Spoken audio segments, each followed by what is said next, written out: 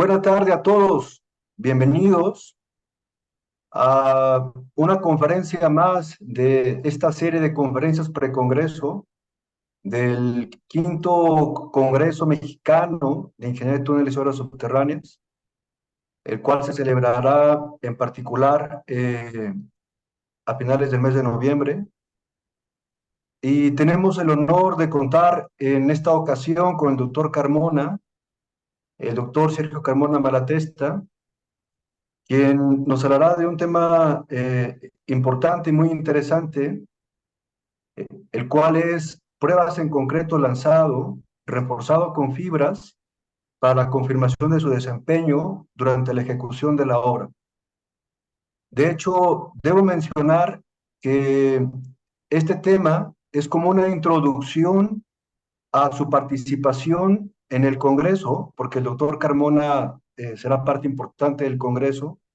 Participará en uno de los cursos precongreso, en particular en el de construcción, métodos mecanizados. Así que es una oportunidad para que hoy lo vean, pregunten, pero en el Congreso tengan eh, una nueva oportunidad para acercarse a él y continuar sobre el mismo tema. Como les comento, dará una de las partes de este primer curso precongreso. Y vamos a conocer un poco más del doctor Carmona antes de empezar con su presentación. El doctor Carmona es constructor civil, ingeniero civil para nosotros, doctor ingeniero de caminos, canales y puertos por la Universidad Politécnica de Cataluña, Barcelona, España. Es académico del Departamento de Obras Civiles de la Universidad Técnica Federico Santa María de Valparaíso, y esto desde el año 92.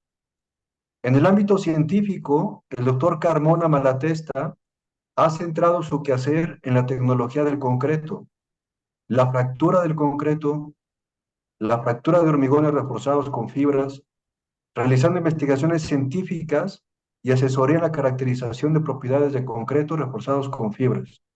Y insisto en este tema, concretos reforzados con fibras.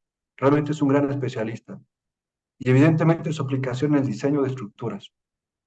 Por otra parte, y de forma complementaria, se ha vinculado con el medio desde 2003 en la elaboración de estudios y peritajes por encargo de importantes empresas concesionarias, constructoras chilenas, también extranjeras, oficinas de abogados, tribunales de justicia chilenas, comisión de arbitraje, mediación, de Cámara de Comercio, todo esto en Chile, aunque también tiene una trayectoria importante de forma internacional.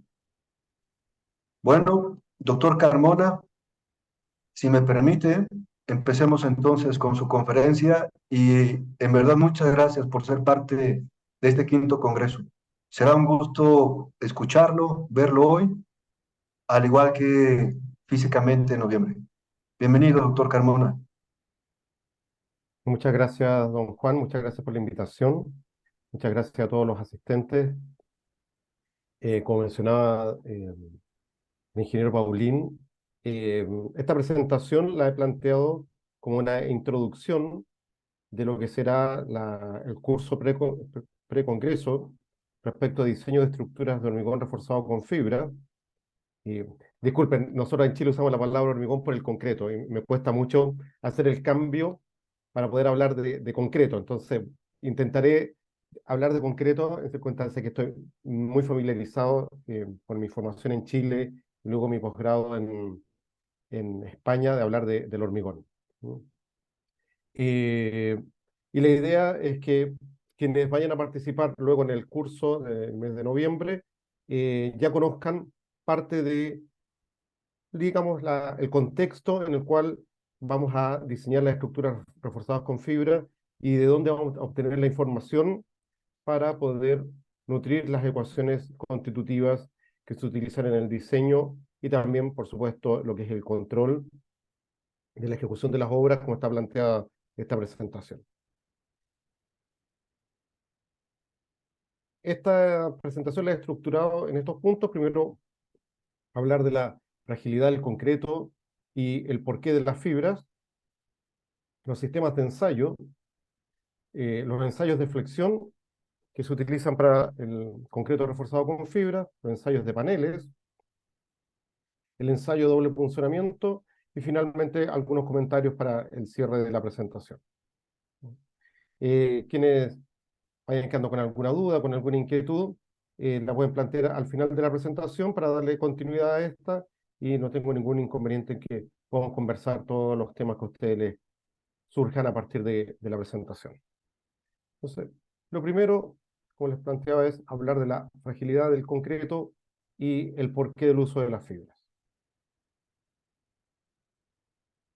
Para empezar, les quiero mostrar este ensayo, me imagino que por todos ustedes conocido, pero que nos muestra algo bastante característico del hormigón, que es esta rotura frágil. Y ese ha sido el gran problema de la aplicación del hormigón, y es lo que nos ha llevado a desarrollar el hormigón reforzado, hormigón armado, eh, pretensado, posttensado, con el fin de poder, de alguna forma, eh, tener una respuesta de la estructura que pueda absorber los esfuerzos de tracción, porque sabemos que el hormigón no tiene una resistencia a la tracción.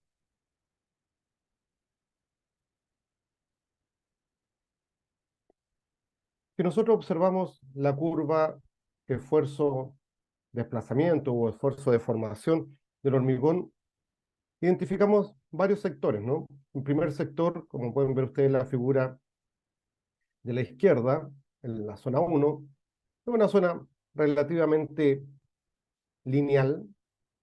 Yo siempre le digo a mi estudiante que hay que mirar un poco con los ojos un poco cerrados, pero podemos decir que es relativamente elástico lineal, pero luego empieza en forma más evidente a manifestarse esta no linealidad hasta que llegamos al máximo. ¿Y por qué se produce esa no linealidad? Porque el hormigón presenta fisuras desde su concepción. Muchas veces en el camión, en el mixer, en el camión del premezclado, el hormigón ya va fisurado. ¿Por qué? Por las condiciones de dosificación, por la proporción entre la relación agua-cemento, por la proporción de cemento y agregado, la proporción de agua, cemento, agregado, etc. Y esto, ¿dónde lo podemos evidenciar?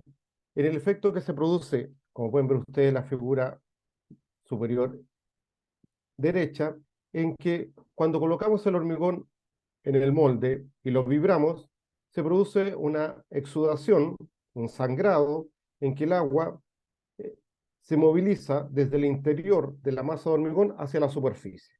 Y en este camino van quedando agua depositada bajo el agregado grueso, bajo las barras de grandes diámetros, y, y además quedan una suerte de caminos, de surcos, de mini canales, a través de los cuales el agua se moviliza a través de la masa de este hormigón fresco hacia la superficie. Y obviamente nos quedamos muy tranquilos cuando aparece este brillo superficial y decimos el hormigón está compactado y dejamos de vibrar. No obstante, después que se seca, se produce el fraguado y empieza el secado del hormigón, esta agua se evapora y deja unas lentecillas, una suerte de pequeñas oquedades en torno al agregado, que son puntos de concentración de esfuerzo a partir de los cuales se empiezan a propagar microfisuras, las que finalmente se transforman en una macrofisura. Y esa es la causa de esta no linealidad hasta llegar al máximo cuando tenemos la formación de una macrofisura. Y en el caso del hormigón, cuando llegamos a la carga máxima, se produce una rotura inestable y violenta, como la que vimos en el video, debido a que la energía potencial que se ha almacenado al interior de la probeta se libera violentamente. Tenemos que pensar que cuando nosotros estamos cargando la probeta, estamos aplicando una carga, la probeta experimenta pequeñas deformaciones, pero ahí tenemos energía, una energía potencial, carga por desplazamiento, que se va almacenando en la probeta.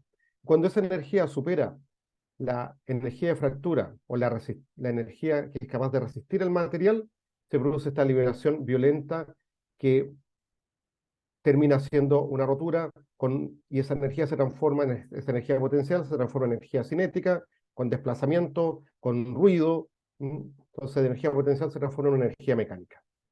Pero cuando tenemos una propagación de fisuras, delante de la punta de la fisura tenemos, como les mencionaba, una zona de microfisuración y además tenemos ciertos efectos que contribuyen a reducir la fragilidad o aumentar la fragilidad del hormigón. ¿A qué me refiero? Delante de la punta de la fisura tenemos una zona de liberación de energía. Mientras más grande esa zona de microfisuración que antecede a la punta de la fisura, la rotura es menos frágil y por lo tanto, si logramos nosotros agrandar esa zona de fractura, vamos a tener una rotura que va a ser menos violenta como la que vimos anteriormente en el video. Para eso entonces, y como un elemento que contribuye a incrementar esa resistencia a la fisuración y esa resistencia al avance de la fisura, es que hemos incorporado, o sea, incorporado en los últimos 40 años, las fibras en el hormigón. De manera que incorporamos un elemento durante el proceso de mezclado que se distribuye aleatoriamente en la masa y que queda distribuida en todo el hormigón, con el fin de lograr lo que ustedes ven aquí. Y es que cuando tenemos una fractura, no tenemos una rotura violenta. Y lo que vamos a lograr esto con el uso de lo vamos a lograr con el uso de las fibras, de manera que, como ven ustedes en la figura de la derecha, las fibras van a contribuir a incrementar esta tenacidad a la fractura, esta restricción, esta forma de restringir la apertura de la fisura. Obviamente que si la fisura llega a avanzados niveles de apertura, podemos tener fibras que se cortan, fibras que se deslizan, pero lo que vamos a lograr principalmente es un puente entre las caras de la fisura que nos va a permitir incrementar la ductilidad del material.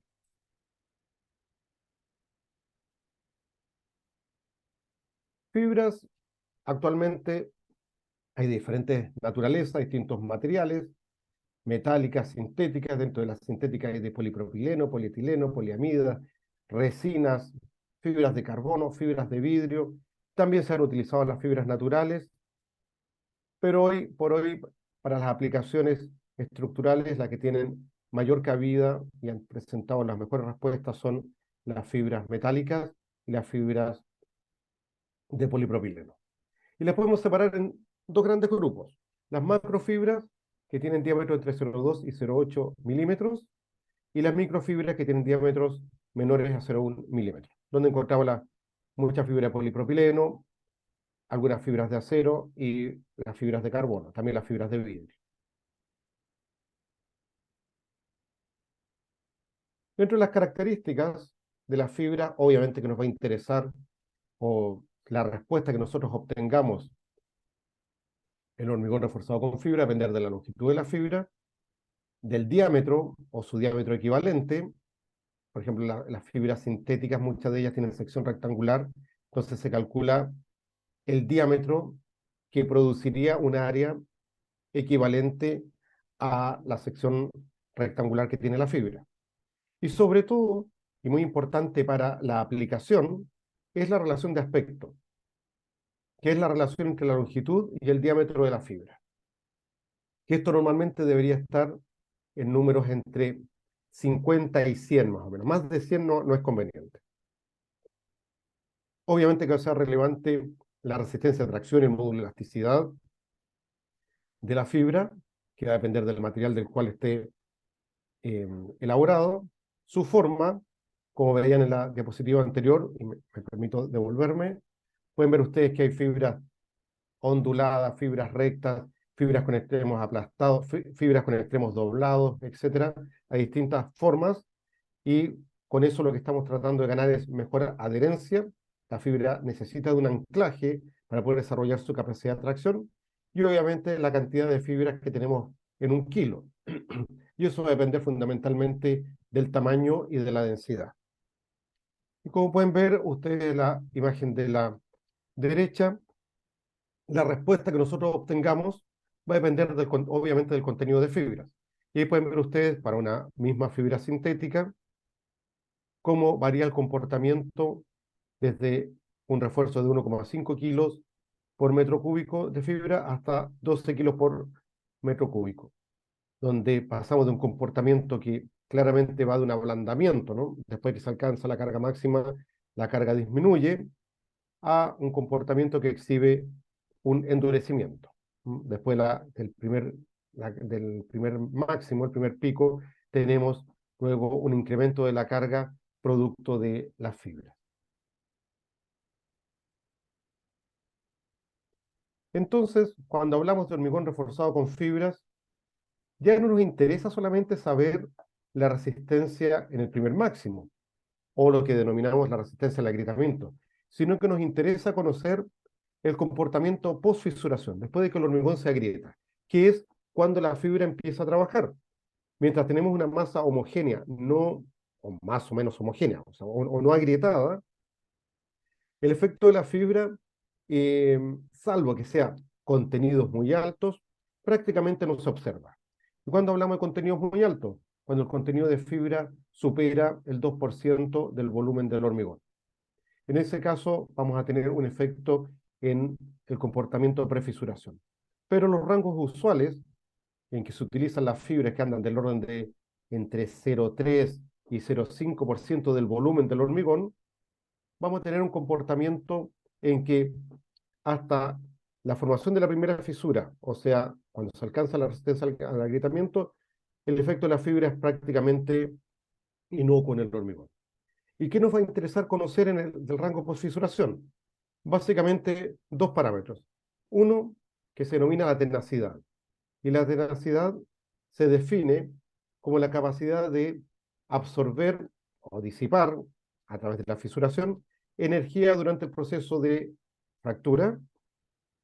Y lo segundo, que normalmente se cuantifica como el área bajo la curva carga-desplazamiento, ya sea esto de flexión o apertura de fisura, y la resistencia residual o resistencia residuales. ¿Cuánto es capaz de seguir resistiendo el hormigón después de agrietado?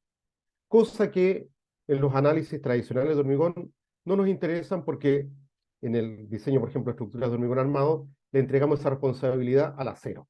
Pero en este caso nos interesa evaluar cómo es ese comportamiento en, en el hormigón reforzado con fibra. Para eso entonces vamos a pasar a conversar de los sistemas de ensayo,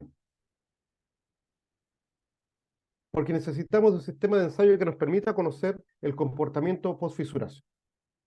En los laboratorios tradicionalmente nosotros nos encontramos con sistemas que se denominan con control por lazo abierto.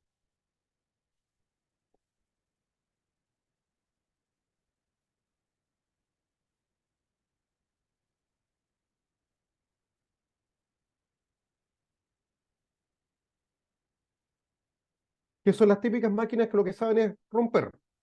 Y normalmente funcionan con control de carga, o sea, y como establece mucha normativa, se establece una velocidad de carga, tantos kilonewton por segundo. Y la máquina carga, no sé, 5 kilonewton por segundo y sabe hacer solamente eso.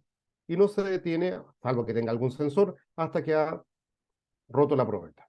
Y la otra alternativa son los controles de desplazamiento. Normalmente el desplazamiento del actuador de la prensa, y en ese caso lo que tenemos es que se fija un desplazamiento controlado del actuador, por ejemplo, 1 milímetro por minuto, y la máquina va a mover el actuador independiente de lo que encuentre a esa velocidad.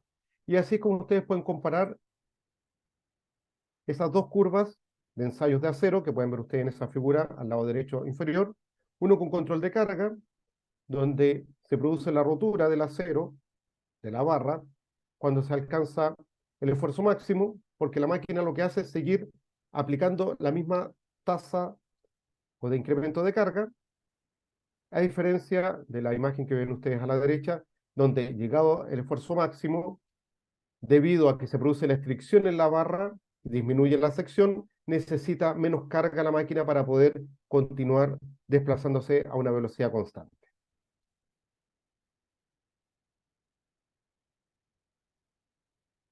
Entonces, En los sistemas tradicionales de ensayo de hormigón, lo que nosotros podemos conocer es el rango prefisuración.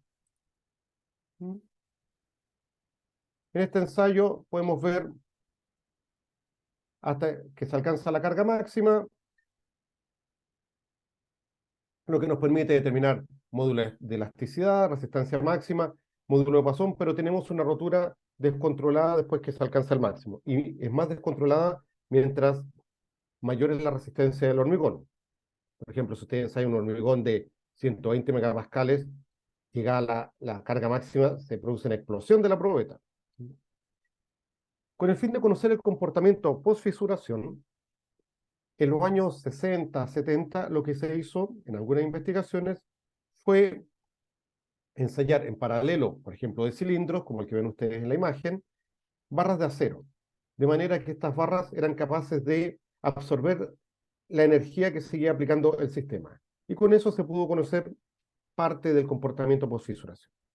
Ya en los años 90, con un mayor desarrollo de la electrónica, aparecieron lo que se denominan los sistemas de ensayo con control por lazo cerrado. Y en este caso lo que hacemos nosotros es identificar cuál es la variable más crítica durante el ensayo y denominamos como variable crítica la que sí, siempre aumenta durante el ensayo y controlamos esa variable, de manera que se produzca un equilibrio entre la energía que se va almacenando producto de la carga aplicada y la energía que se libera en la punta de la fisura. Y de esa forma, entonces, se ha identificado que hay desplazamientos o deformaciones en la probeta que tienen un comportamiento clase 1, que siempre van aumentando, y otros que tienen lo que se denomina clase 2, que producto del control empiezan a disminuir. Por ejemplo, cuando nosotros tenemos el ensayo de una viga, si lo controlamos por apertura de fisura, la apertura de fisura siempre va aumentando. Pero para que aumente a una velocidad constante necesito, pasado el máximo, quitar carga. Y eso hace que la deflexión, por ejemplo, experimente un comportamiento clase 2, porque la deflexión empieza a disminuir para poder mantener este equilibrio que les menciono. Un sistema con control por lazo cerrado tiene los elementos que ustedes ven en la imagen de la derecha, donde hay un generador de función al cual tiene acceso el operador y define cómo va a ser, primero, cuál es la variable que va a controlar y cuál es la tasa, la velocidad a la cual se va a controlar esa variable. Este controlador actúa, perdón, este generador de función actúa sobre un controlador, y este controlador electrónicamente lo que hace es regular el flujo de aceite desde una fuente de poder hacia un cilindro de doble acción. De manera que este cilindro puede, dependiendo del flujo de aceite, aplicar carga o disminuir su avance, cosa que no es característico de los sistemas de ensayo tradicional, que solamente tienen cilindros que se mueven en una dirección. Tenemos la probeta, y la probeta tiene que estar instrumentada para poder medir aquella deformación que nos interesa controlar, y la señal de esta instrumentación va al controlador.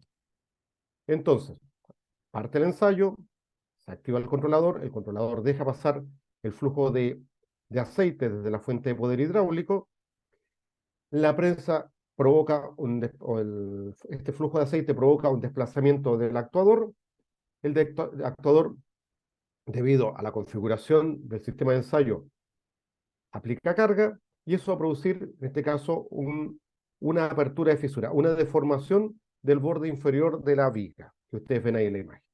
Esta señal va al controlador, y entonces el controlador, son controladores del tipo PID, hay una función error, que compara entre la señal deseada y la señal medida. Entonces, si yo puse como señal, como velocidad, por decir algo, una micra por segundo, y al aplicar carga tengo menos de una micra por segundo, el controlador va a dar más paso al flujo de aceite para que ese error tienda a cero.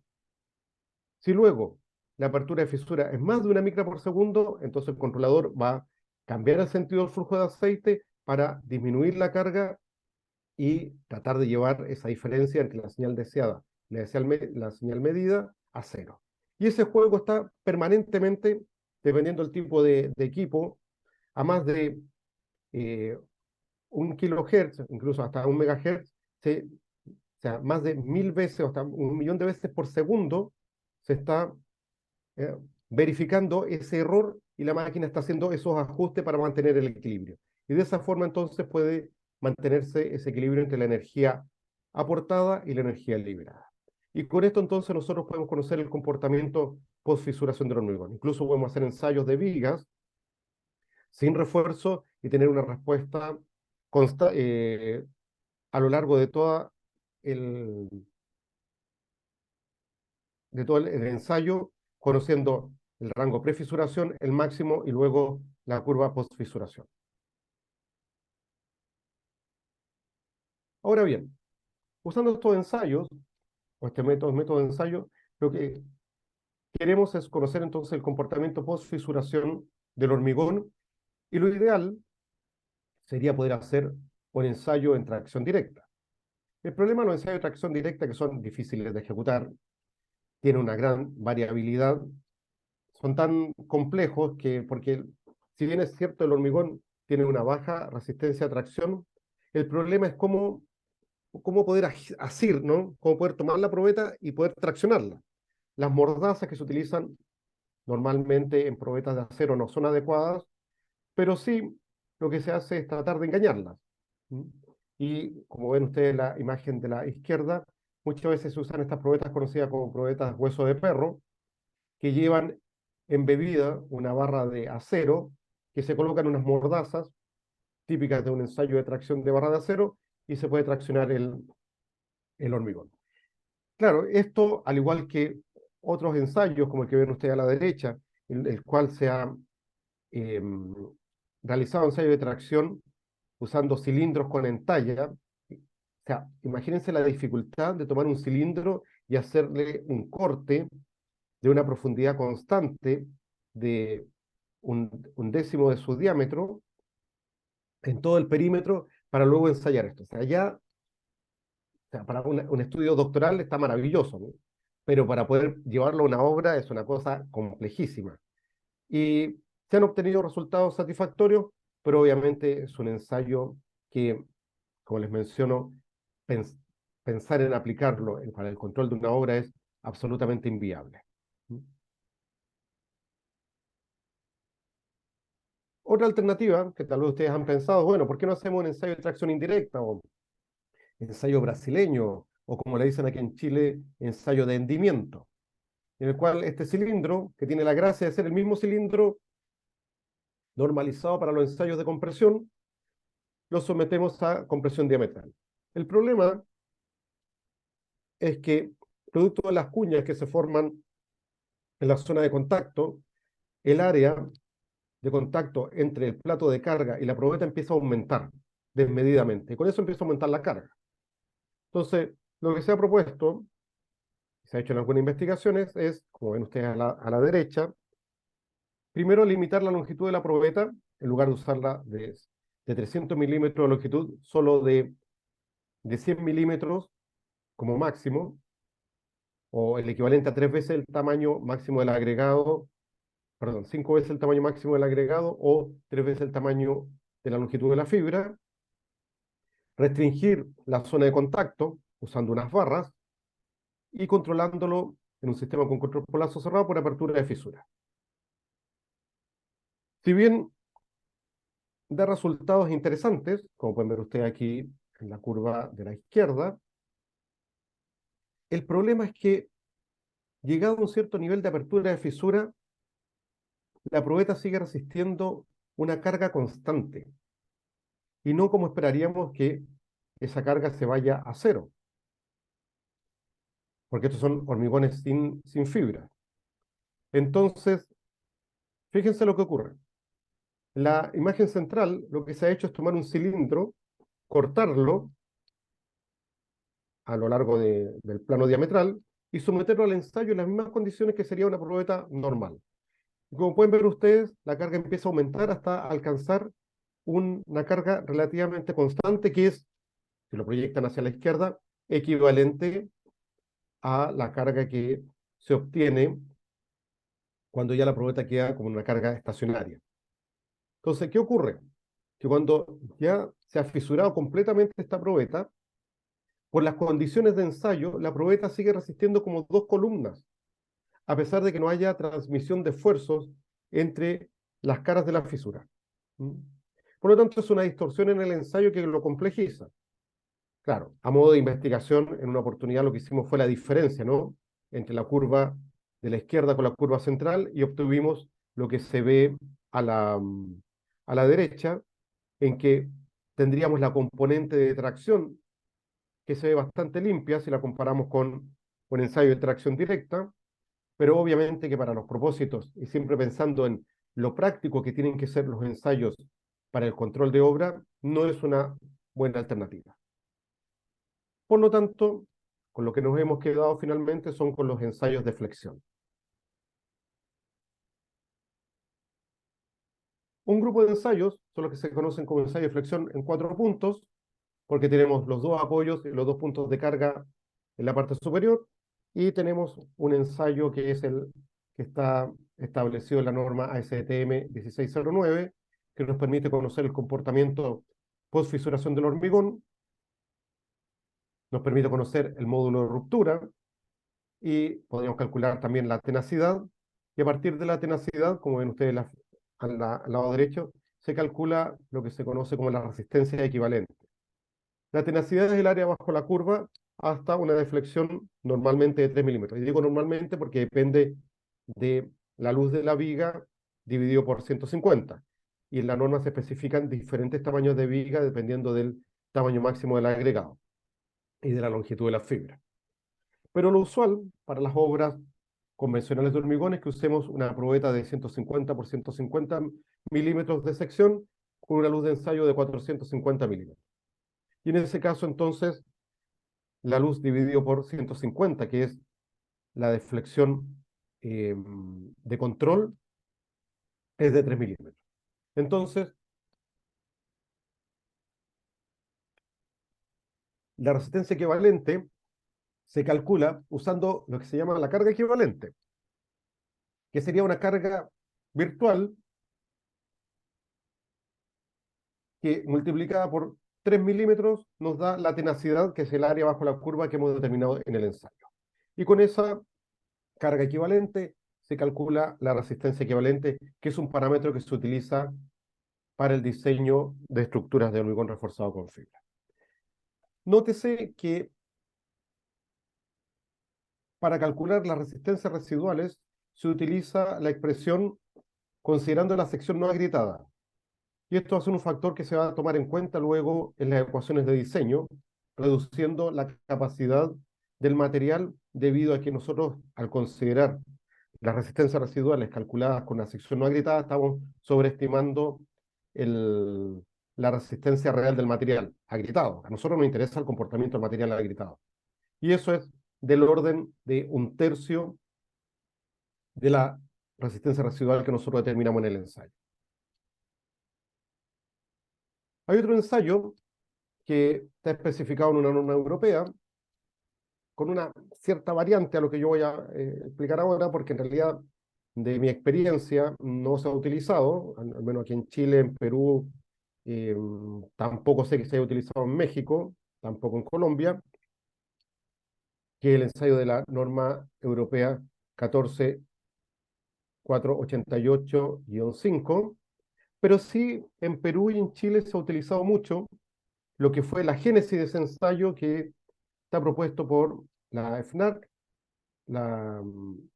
que es la Reunión Europea de Constructores en Hormigón, que es una viga que se corta a partir de un panel que se llena durante el proceso de proyección del hormigón en la construcción con hormigón proyectado. Esta viga tiene 125 milímetros de ancho, 75 de alto, se ensaya a una luz de 450 milímetros bajo control de deflexión. Igual que el anterior, se ensaya con control de deflexión. Y a partir de eso se puede clasificar el hormigón en diferentes clases, como pueden ver ustedes ahí en la figura de la derecha inferior. Hay distintas clases que son las que considera el proyectista de sostenimiento.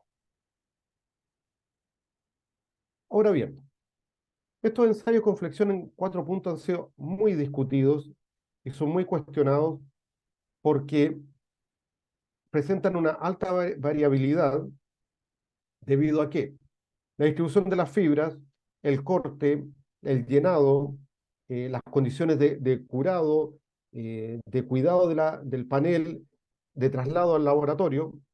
Piensen que estos paneles pesan más de 100 kilos. Y si ustedes ven en la imagen de la izquierda, observan tres curvas que pareciera de tres hormigones completamente distintos. Y resulta que son tres vigas cortadas de un mismo panel. Por lo tanto, tenemos una alta variabilidad incluso dentro de la misma muestra. Segundo lugar, nosotros tenemos que medir la deflexión central, pero las fisuras son porfiadas y nunca aparecen en el centro, o rara vez aparecen en el centro. Y eso hace entonces que se produzca una distorsión en la medición de la deflexión respecto de la mayor deflexión que experimenta la probeta, como pueden ver ustedes también en esa comparación de dos vigas agrietadas. Y por último, cuando tenemos bajo contenido de fibra, que es lo usual en los sostenimientos de túneles, por ejemplo, en que se usa 4, 5, cuando mucho 6, y en casos muy extremos, 8 kilos de fibra sintética por metro cúbico, y en fibra de acero no se supera los 50 kilos por metro cúbico, normalmente tenemos una inestabilidad en el máximo si es que el equipo de la prensa de ensayo no es de altamente sofisticada y con un buen sistema de control y unos buenos acumuladores de nitrógeno que le permitan una reacción rápida. Y como pueden ver ustedes las dos figuras inferiores, se produce un salto con una pérdida de control que no nos permite conocer cuál es el comportamiento con el ablandamiento del hormigón desde el máximo hasta cuando empiezan a reaccionar las fibras, que es lo que ustedes pueden ver en la figura de la, de la derecha, inferior derecha, donde se tiene este ensayo, pero realizado bajo control de apertura de fisura. Y ahí pueden ver ustedes que hasta el máximo la deflexión y la apertura de fisura van 1 a 1, pero cuando llega al máximo la apertura de fisura es mucho mayor que la deflexión, y eso es lo que provoca esta inestabilidad. Entonces, este ensayo tiene un error conceptual, y es controlar por deflexión un ensayo que va a fallar siempre por apertura de fisura. Frente a esta problemática, ASTM propuso otro ensayo que es con una cierta, eh, aquí en Chile diríamos, pillería, una cierta trampa. Y la trampa consiste en que vamos a colocar la probeta, pero sobre una plancha de acero, que ustedes ven aquí en la imagen. De manera que se agrieta el hormigón y una vez agrietado, se vuelve a ensayar. Y con eso tenemos entonces la respuesta de la fibra, como pueden ver ustedes en la imagen central, y con eso se determina la resistencia residual. Eh, este ensayo, en alguna oportunidad me han pedido ejecutarlo en algunos proyectos en Chile, eh, y hemos tenido las curvas que ustedes ven a la izquierda, en que primero tenemos la fisuración con la plancha de acero y luego tenemos el comportamiento de la fibra cuando se vuelve a cargar. Pero es bien poco frecuente el uso de este ensayo. Si nos vamos al otro lado del Atlántico, en Europa, este tema se discutió mucho durante los años 90 y el inicio de los años 2000, y finalmente se propuso una viga con una entalla central cargada al centro, o sea, hasta un ensayo de flexión en 3 puntos, se controla por apertura de fisura y todos los parámetros se determinan a partir de la curva carga, apertura de fisura. Y aquí pueden ver ustedes que en un ensayo con control por lazo cerrado tenemos una propagación estable de la fisura durante el ensayo. Eh, este ensayo dura alrededor de 40 minutos. Aquí está eh, condensado para que ustedes puedan ver en un minuto cómo se va propagando la fisura a partir de la entalla en forma estable y sin la rotura violenta que veíamos en el primer video que les mostré. A partir de los resultados de este ensayo, nosotros vamos a tener la clasificación de los hormigones reforzados con fibras según el código modelo del año 2010. Ahí pueden ver ustedes, entonces, esta propagación estable de la fisura.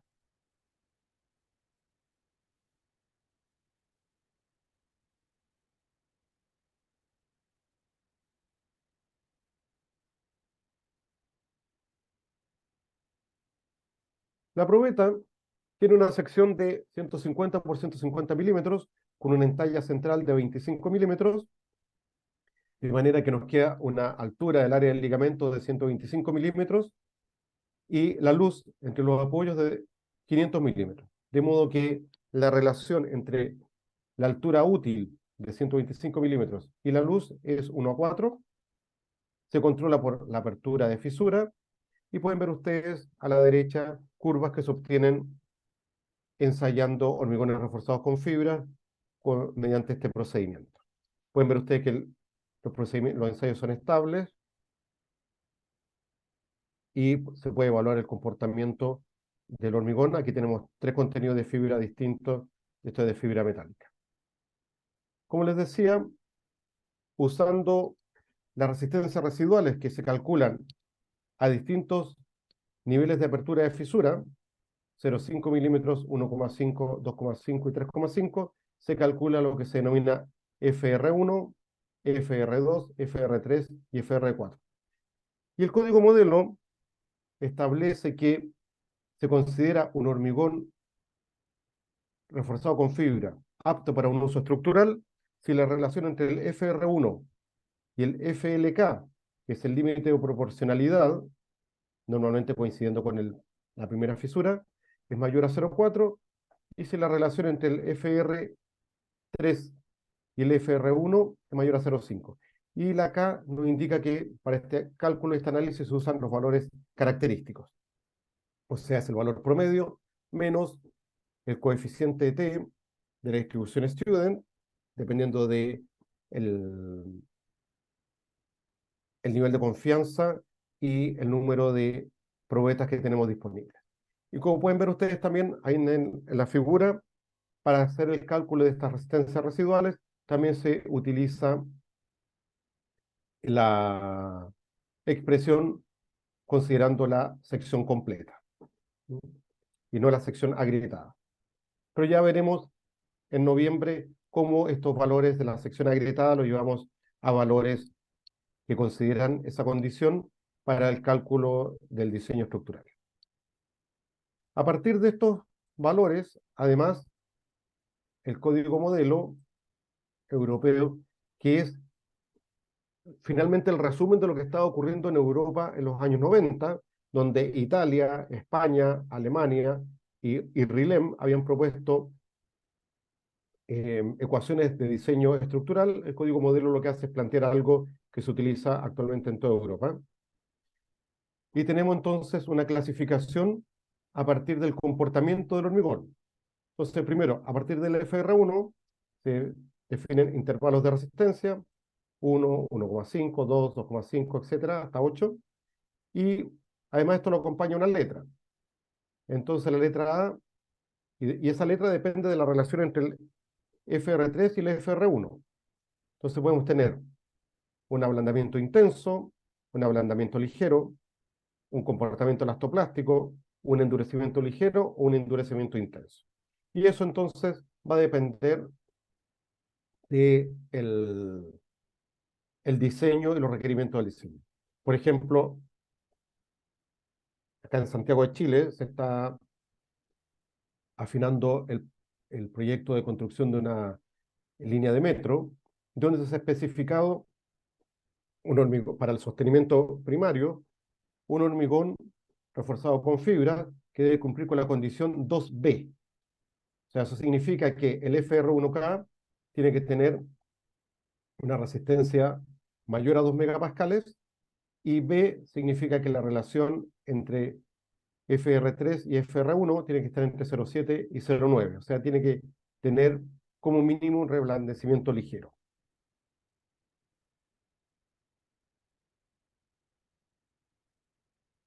Pasemos ahora a los ensayos de panel. Esta es otra alternativa que se ha considerado, que es evaluar el hormigón, pero ya no por su resistencia, sino que por su capacidad de absorción de energía. Y esto se ha realizado normalmente a través de paneles. Uno, que inicialmente lo propuso FNARC, es un panel cuadrado, que actualmente también está normalizado por las normas europeas, con unas pequeñas diferencias respecto a lo que plantea FNARC, y lo que aquí uno obtiene es la relación entre la carga aplicada en el centro del panel sobre un área de 100 por 100 milímetros y la deflexión. Y entonces la energía es el área bajo la curva y se evalúa hasta los 25 milímetros de deflexión central. El problema de los paneles, que se llenan durante el proceso de proyección, es que tienen un peso del orden de los 90 kilos. Durante la obra, todos están preocupados de la obra, y lo que menos preocupa es la condición en que quedan los paneles. Y muchas veces también se utilizan bateas de madera que se deforman con las condiciones de apoyo, con la humedad del concreto, y eso hace que muchas veces los paneles no sean perfectamente planos. En la norma europea se establece que si ocurre esto, se debería colocar algún refrentado, algún capping, para poder absorber esas irregularidades. En la recomendación FNARC, que se ha usado mucho en Chile, en Perú y en Colombia, no establece, no da ninguna recomendación. Y muchas veces se ensayan paneles que, como pueden ver ustedes en la relación carga-deflexión central, tiene un comportamiento muy anómalo, producto de estas irregularidades en su planeidad. También no queda claro si la deflexión se mide por arriba o por abajo del panel. Entonces hay laboratorios donde lo miden por abajo, otros laboratorios lo miden por la cara superior, y vean ustedes ahí al comparar, la curva azul es por la cara eh, superior y la curva roja es por la cara inferior. Ven ustedes que los valores de la energía que obtenemos son distintos. Y ocurre cuando tenemos hormigones con mucha resistencia que se empieza a producir una alta concentración de carga y se produce una falla por punzonamiento. De modo que el punzón de carga, o el pistón, el actuador que aplica la carga, empieza a penetrar el hormigón, pero eso no es reflejo de deflexión, sobre todo cuando se mide por la cara superior. Por lo tanto, esto genera distorsiones cuando hacemos ensayos con panel. Otra probeta que tiene una muy buena... bueno, al anterior se suman otros fenómenos que no he querido comentar ahora, que son, por ejemplo, el roce con el bastidor de carga, y el hecho que esto es una probeta hiperestática, por lo tanto va a tener una multifisuración. En el caso, también se ha planteado un panel redondo, pero este está en una condición estáticamente determinada, con 3 apoyos, y por lo tanto los planos de fisuración quedan bastante definidos. Una de las ventajas de este ensayo es que tiene una variabilidad bastante baja, pero también, igual que el anterior, tiene un alto peso. En México hay mucha experiencia con estos paneles, no así en Sudamérica, donde se ha optado por las vigas o el panel cuadrado. El panel redondo no se utiliza porque el diámetro de 800 milímetros es muy grande y están muy limitados los laboratorios con ese tamaño de panel.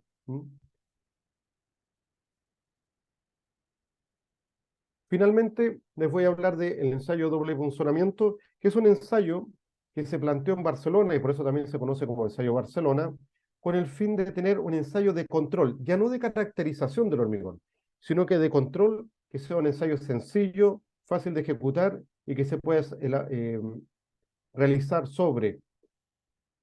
tanto sobre probetas moldeadas, como sobre testigos o núcleos que se cortan del hormigón endurecido. ¿En qué consiste este ensayo? En someter a compresión por punzonamiento un cilindro y se mide la apertura de fisura a través de un extensómetro superficial. La ventaja es que una probeta relativamente pequeña, del orden de 6 kilos de peso, pero con una alta superficie específica de agrietamiento, o sea, el área de fisuración por unidad de volumen es considerablemente alta y mucho mayor que en la mayoría de las probetas. Ahí pueden ver ustedes el ensayo, ahí cuando se agrieta, y en la medida que los punzones van penetrando en el hormigón, tenemos la formación de fisuras que van siendo medidas por ese extensómetro circunferencial, que es una cadena que tiene en sus extremos, o está unido a sus extremos a través de un extensómetro lineal. Los estados finales normalmente podemos ver 2, 3 o 4 fisuras, dependiendo de la resistencia al hormigón y del contenido de fibras.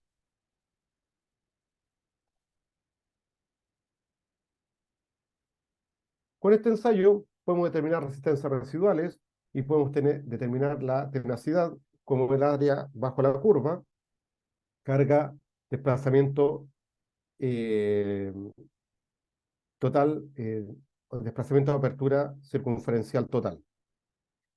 Si bien es cierto, esto es una medida indirecta de energía, se considera como un valor válido y se ha validado, valga la redundancia, mediante investigaciones con otros ensayos.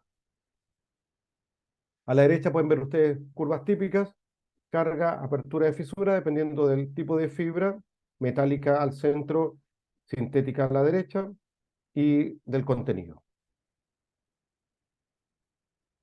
Finalmente, para cerrar esta presentación, les quiero mostrar una experiencia que hemos tenido en Chile respecto a una equivalencia entre el ensayo Barcelona y el panel cuadrado, y esto surge de un problema que tenían en una obra debido a que había tramos de ese proyecto en el cual no se había podido tener un control adecuado y se requería de volver a medir la capacidad de absorción de energía. Entonces se planteó hacerlo a través del ensayo Barcelona y para eso se hizo una equivalencia comparando la capacidad de absorción de energía hasta 25 milímetros de paneles con 4, 8 y 12 kilos de fibra sintética por metro cúbico y la energía disipada en el ensayo Barcelona, también de los mismos hormigones, hasta 6 milímetros de apertura de fisura. Y se planteó lo que se conoce como una relación tipo código, en que se comparan dos parámetros y se establece cuál es la correlación que hay entre ellos, y se obtuvo una forma de una potencial en que la energía determinada en el ensayo Barcelona, elevada a 0,93 por 5,267, nos da la energía a 25 milímetros, la energía absorbida por el panel a 25 milímetros de flexión. Y ven ustedes que una correlación bastante buena, con un coeficiente de correlación altísimo, y era demasiada maravilla, entonces lo verificamos tomando muchos testigos, desde paneles que se llenaron en la faena, se trasladaron a nuestro laboratorio desde la zona de Calama, a 2.000 kilómetros de distancia de Valparaíso, 120 cilindros, núcleos que se cortaron desde paneles, más paneles que se llenaron y se cortaron para el ensayo panel cuadrado, y vean ustedes que se obtuvo una muy buena correlación. Lo lamento, no está la imagen donde se muestra la bondad de esta correlación. La verdad que los resultados son bastante satisfactorios. Lamento que no está la imagen aquí. Finalmente, podemos comentar que las fibras se utilizan como un refuerzo estructural, que a diferencia de lo que ocurre, por ejemplo, con la resistencia a la compresión del hormigón, no tenemos un solo ensayo para poder determinar sus propiedades. Existe una gran variabilidad de los resultados debido a la distribución aleatoria de las fibras en el hormigón. Los ensayos en general son complejos, requieren de equipos sofisticados y personal capacitado, tanto para ejecutar los ensayos como para interpretar los resultados. Eh, el ensayo Barcelona ha sido una alternativa bastante interesante para el control de hormigones reforzados con fibra. Esto parte en Barcelona, se ha utilizado mucho aquí en Sudamérica, algo lo hemos usado en México, y Actualmente estamos trabajando en España, perdón, en Italia, para poder validarlo como un ensayo de control, aprovechando también la correlación que existe con ensayos de paneles. Muchas gracias y un gusto haber podido presentar esto. Creo Muchas que me gracias, quedé doctor un poco Carmona, en el tiempo. Sergio. La verdad, muy interesante y además un tema que está en el día a día de la construcción de obras subterráneas. Ay, la verdad, muy interesante. Gracias, Sergio. Tengo algunos comentarios, pero también hay algunas preguntas. Eh, por ejemplo, José Luis González, sé que lo has mencionado en el transcurso de tu presentación, pero a él le gustaría que destacaras, a lo mejor de forma resumida, cuáles son las principales normas ASTM o europeas que has aplicado en los distintos ensayos en el concreto. Principalmente la ASTM C1609, la norma europea 14651, la recomendación de FNAC del año 1996,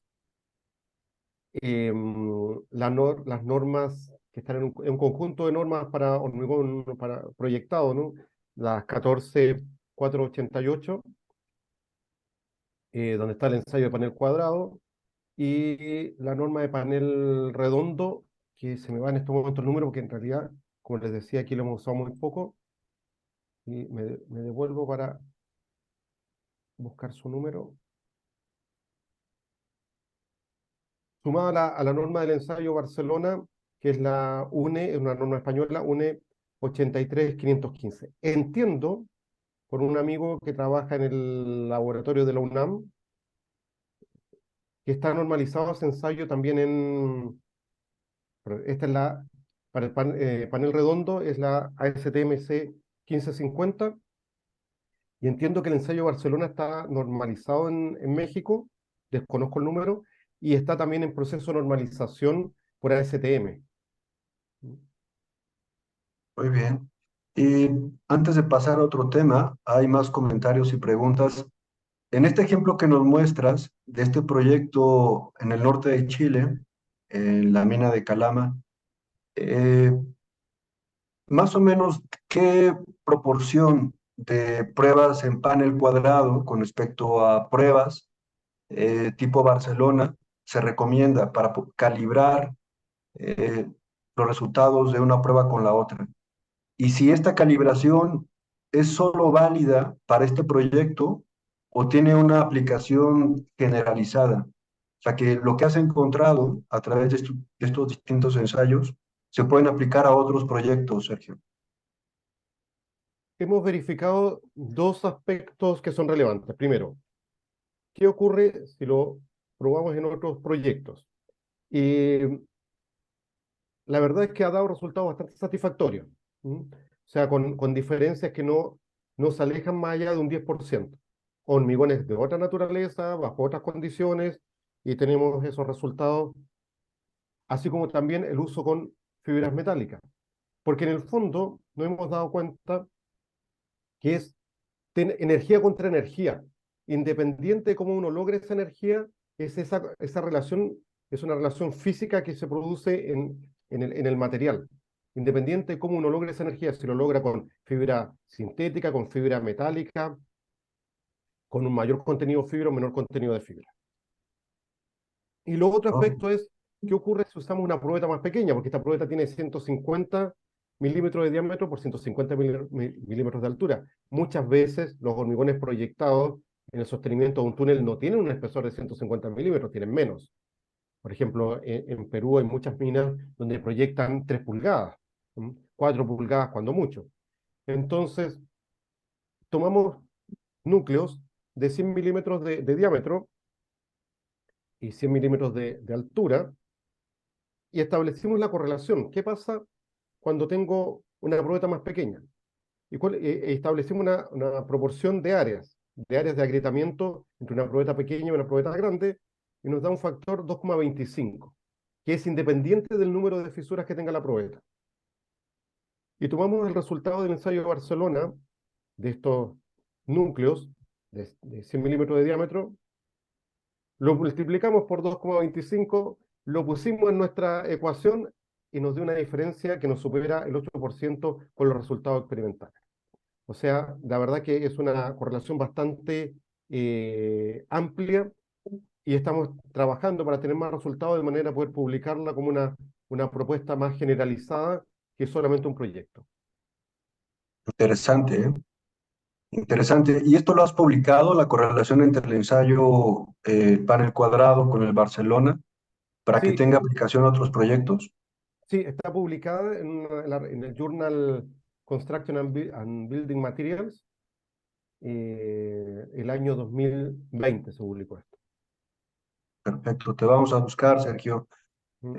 Otro comentario, pregunta por parte de José Ángel Castro es, pensando en el comportamiento a flexocompresión de una capa de cascarón, ¿qué es lo que se tiene en el concreto lanzado en túneles? O sea, pensando en este comportamiento tipo cascarón a flexocompresión, las vigas mostradas durante los ensayos tienen una mayor representación del comportamiento del concreto en flexión. Considerando lo anterior, eso lo pone como antecedente. La pregunta es, ¿se han realizado pruebas de absorción de energía en paneles como los que recomienda la SNARC para determinación de absorción de energía? A ver, lo que nosotros acá estamos definiendo son ciertos parámetros para el diseño. Por ejemplo, cuando nosotros pensamos en una probeta cilíndrica y determinamos la resistencia a la compresión, el comportamiento de esa viga, perdón, de esa probeta, que nosotros ensayamos y determinamos una resistencia a la compresión, por ejemplo, de 27 megapascales. Ujú. Esa resistencia que se mide ahí, bajo esas condiciones, en un laboratorio, a una cierta velocidad de carga, una probeta que estuvo 28 días en un curado controlado, a temperatura controlada, dista mucho del comportamiento real que tiene una viga en un edificio construido en el centro de Ciudad de México. Así es. Pero lo que uno tiene es un parámetro para el diseño. Entonces, en este caso ocurre exactamente lo mismo. Las condiciones en las cuales está actuando el material en una estructura no, no son evaluadas a través de estos ensayos. Estos ensayos nos dan a nosotros un parámetro que se utiliza luego en ecuaciones de diseño que contemplan esas condiciones. Por ejemplo, una condición de flexión de una viga de hormigón, lo que va a tomar y es lo que vamos a tratar en el curso, cómo este parámetro que yo mido en esta viga lo llevo a la condición de una viga para, por ejemplo, una estructura o para una estructura de la cáscara, ¿no? De un sostenimiento. Pero no es una relación uno a uno. Se han Ujú. hecho ensayos y aquí se han hecho ensayos, por ejemplo, de placas de grandes dimensiones con fibra y se someten a una carga como la que provocaría un bloque de roca actuando sobre el hormigón proyectado en un sostenimiento. Y la verdad es que el comportamiento queda bastante bien reflejado por las vigas. O sea, esto también fue un cuestionamiento que se dio mucho en Europa para la fabricación de dovelas de hormigón reforzado con fibra. O sea, necesito ensayar una dovela Así es. con el tamaño que tiene una dovela, con los requerimientos de espacio, grúa, capacidad de carga. Y la verdad es que la relación con el ensayo de la viga es bastante lineal. O sea, no necesito tener yo una dovela para poder conocer el comportamiento de la dovela a partir de los resultados del ensayo de una viga. Así es, Sí, sí sí, tenemos que tener presente que la viga, obviamente, que frente a una estructura real, tiene distorsiones. No, no hace mucho hacíamos unos ensayos de un hormigón proyectado contra paneles y también de vigas. Y luego de las vigas sacamos núcleos, tanto en la dirección de llenado de la viga como en la dirección de carga, que es perpendicular. Hay que girar la viga 90 grados para poder ensayarla. Y el mejor resultado lo tuvimos con el hormigón proyectado. ¿Por qué? Porque las fibras cuando se proyectan quedan en el plano perpendicular a la proyección, o sea, en el plano proyectado. Entonces, si yo saco a un testigo y hago un ensayo en Barcelona, tengo un resultado mucho mejor que en una viga donde las fibras tienden a alinearse en una sola dirección, que es la dirección longitudinal de la viga, producto de que son hormigones muy fluidos, de que se vibran, entonces hay una orientación preferente de las fibras. Entonces, que hay distorsiones y que hay que interpretar bien los resultados, los hay, pero también hay que tener presente que lo que estamos midiendo es un parámetro del material que se lleva luego a una ecuación de diseño, ¿no? Y que el comportamiento de la estructura no necesariamente dice relación con el parámetro tal cual lo estoy midiendo. Estoy de acuerdo, comparto tu opinión y de hecho, José Ángel Castro hace otra pregunta que está relacionado con lo que acabas de comentar. Para ti, eh, ¿cuál es la importancia de calcular la absorción de energía para el diseño de revestimiento de túneles, en concreto reforzado con fibras, considerando que el concreto lanzado con fibras en túneles en raras veces, o en realidad no, trabajará como un elemento de soporte estructural tipo viga, ¿no? Que es lo que acabas de describir. O sea, en realidad, el soporte de los túneles no es un elemento viga, es una membrana adherida a la superficie, pero lo importante es el parámetro de cálculo, no el elemento en el cual se aplican, ¿no? Ya, lo que ocurre es que la capacidad de absorción de energía se determina normalmente a partir de paneles. Y esa capacidad de absorción de energía, los, eh, los proyectistas, los geomecánicos que proyectan, lo asocian a la deformabilidad que tienen las rocas en las cavernas. Entonces, a partir de esa capacidad, mayor o menor capacidad que tienen las rocas de deformación, ellos demandan de una cierta capacidad de absorción de energía debido al desplazamiento que va a provocar este bloque cuando se desplaza. ¿Mm? Es así como, por ejemplo, acá nosotros tenemos varios yacimientos donde hay lo que se denomina estallido de rocas, producto de las grandes deformaciones que ya tiene el macizo, donde no se puede usar el hormigón reforzado con fibra, porque el nivel de deformación es tan grande y tan violento que requiere de una malla. O sea, la fibra no es capaz de dar esa contención. ¿Mm? Pero en otros casos en que se tienen esas deformaciones de la roca que son compatibles con un hormigón o con una cierta capacidad de absorción de energía que tenga el hormigón, se utiliza este revestimiento. Perdón, este revestimiento con fibra con ciertas especificaciones. Por ejemplo, en el proyecto que mencionaba anteriormente, Chuquicamata, la especificación era de 700 joules. No obstante, por ejemplo, en Perú, en otro yacimiento, la especificación que tienen los geomecánicos es de 1200 joules. ¿Mm? Entonces eso depende de la deformabilidad que tiene la roca. Así es. Sí, gracias, Sergio, interesante. Hay un par de comentarios más. Antes de agradecer tu participación. De igual forma, el ingeniero José Luis González Espíndola, él pensando en una condición de servicio, pregunta si los efectos de la intemperización, cambio de temperaturas, deshielo, influyen en el cálculo de la resistencia residual. No, en ese caso es lo mismo que una estructura convencional de hormigón. O sea, nosotros, por ejemplo, cada fibra tiene sus limitaciones y sus ventajas. En el caso de la fibra de acero, por ejemplo, tiene limitaciones en zonas donde hay aguas con sulfatos, o aguas con cloruros, donde se puede provocar una corrosión, ¿m? Cuando se produce el agrietamiento. En el caso de las fibras sintéticas, son más vulnerables a efectos de luz. Los polímeros son mucho más vulnerables a efectos de los rayos ultravioleta o también temas asociados a temperatura, pero temperatura en condición de incendio, por ejemplo, ¿no? Temperatura sobre los 200 grados. Entonces, en ese aspecto hay algún efecto, pero por problemas de ciclo hielo-deshielo, el que puede experimentar un problema es el hormigón. Ahora, eso nosotros no lo hemos evaluado, ¿no? No hemos hecho ensayos bajo esas condiciones para poder evaluarlo. eh, y la verdad que yo desconozco si hay alguna investigación a nivel mundial que esté tratando ese tema. Lo voy a buscar para el curso de diciembre. Muy bien, apuntado, Sergio. Gracias. Y otra pregunta, ¿se han hecho pruebas dinámicas? O sea, hemos hablado de propiedades relativamente estáticas, ¿no? Aunque implican deformación, pero ¿se han evaluado propiedades dinámicas en términos de Se han, resistencia? se han evaluado propiedades dinámicas y también se han evaluado condiciones de alta velocidad de deformación para simular efectos de estallidos de roca con grandes deformaciones.